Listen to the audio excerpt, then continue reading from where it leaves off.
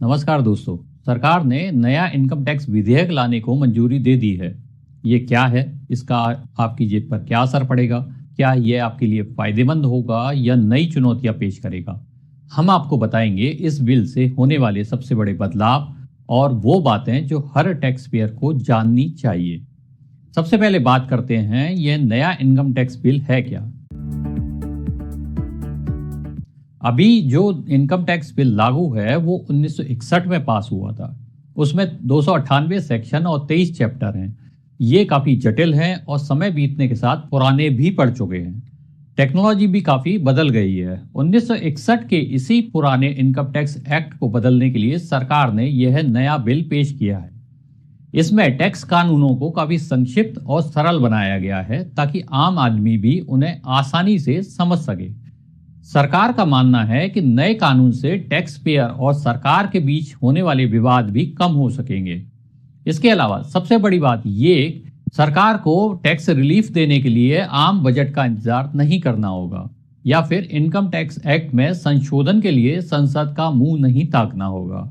ऐसा भी कहा जा रहा है कि सरकार महज एग्जीक्यूटिव ऑर्डर से ही इनकम टैक्स डिडक्शंस और रिबेट की लिमिट को घटा बढ़ा सकेगी। अब समझते हैं कि आपके लिए इस नए इनकम टैक्स कानून से क्या बदलने वाला है।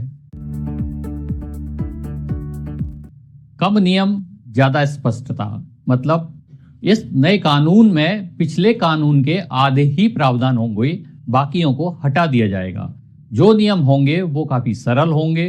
पुराने कानून में कई जटिल शब्द हैं जिन्हें अब आसान बनाया जाएगा।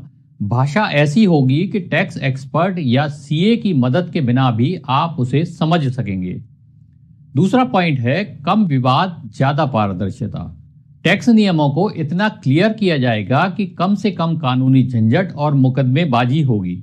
इससे टैक्स पेयर को सीधे राहत मिलेगी। तीसरा पॉइंट है इनकम टैक्स की कैलकुलेशन और रिटर्न फाइलिंग आसान होगी। फेसलेस असेसमेंट और डिजिटल प्रक्रियाओं को और प्रभावी बनाया जाएगा। सरकार का मकसद ये है कि आम टैक्स पेयर बिना एक्सपर्ट्स की मदद के भी अपनी टैक्स लायबिलिटी को समझ सके। स्मार्ट टैक्स पेमेंट सिस्टम होगा, ये इसका अगला पॉइंट है। अब टैक्स रेट, डिडक्शंस और रिबेट को अपडेट करना सरकार के लिए आसान हो जाएगा। टैक्स कंप्लायंस भी काफी आसान हो जाएगा। किसानों और स्टार्टअप्स को भी इससे फायदा होगा। नए नियमों में यह सुनिश्चित किया जाएगा कि किसानों और स्टार्टअप्स को टैक्स से जुड़ी अधिक सुविधाएं मिले। रिहाइश के नियमों में बदलाव भी इस कानून से होगा। अब यह तय करना आसान होगा कि आप रेजिडेंट हैं या नॉन रेजिडेंट। टैक्स रेट को यूनिफॉर्म बनाने का भी इसमें प्रावधान है। मतलब इन्हें ग्लोबल स्टैंडर्ड के अनुरूप किया जाएगा, जिससे देशी और विदेशी कारोबारियों के लिए भारत एक आकर्षक डेस्टिनेशन बन सकेगा। यह नया बिल आपके लिए किस तरह फायदेमंद है, अब ये जानते हैं। अगर आप नौकरी पेशा हैं तो इनकम टैक्स स्लैब में बदलाव लागू करना आसान हो जाएगा, जिससे आपका बोझ थोड़ा कम हो सकता है। अगर आप इन्वेस्टर हैं तो इसमें टैक्स स्ट्रक्चर को अंतरराष्ट्रीय मानकों के अनुरूप बनाया जाएगा, जिससे निवेशकों को फायदा होगा। अगर आप बिजनेसमैन हैं तो टैक्स नियमों में सरलता आने से आपको कंप्लायंस में आसानी होगी। अगर आप एनआरआई हैं तो नए रेजिडेंसी नियम आपके लिए राहत ला सकते हैं। अब ये जानते हैं कि क्या नया बिल सीधे आपके पैसे पर असर डालेगा। सरकार कह रही है कि इस बदलाव से आम लोगों पर टैक्स का बोझ नहीं बढ़ेगा। एक्सपर्ट्स का मानना है कि इससे सिस्टम को ज्यादा ट्रांसपेरेंट बनाया जा सकेगा।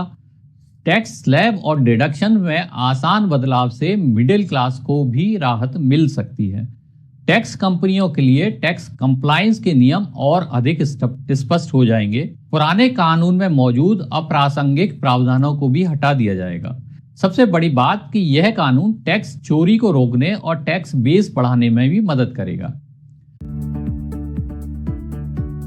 नया बिल संसद में चर्चा के लिए पेश किया जाएगा। माना जा रहा है कि इसे विचार के लिए स्टैंडिंग कमेटी में भेजकर और बेहतर बनाया जाएगा। सीबीडीटी ने कानून को इवेल्यूएट करने के लिए एक कमेटी बना दी है। नए कानून पर एक्सपर्ट्स और आम जनता की राय भी ली जाएगी। उसके बाद फिर से यह संसद में आएगा और अगर यह पास हो जाता है तो आगामी 1 अप्रैल से लागू हो सकता है। अब आपकी बारी। क्या यह बिल सही दिशा में कदम है या फिर महज एक और कानूनी बदलाव लगता है?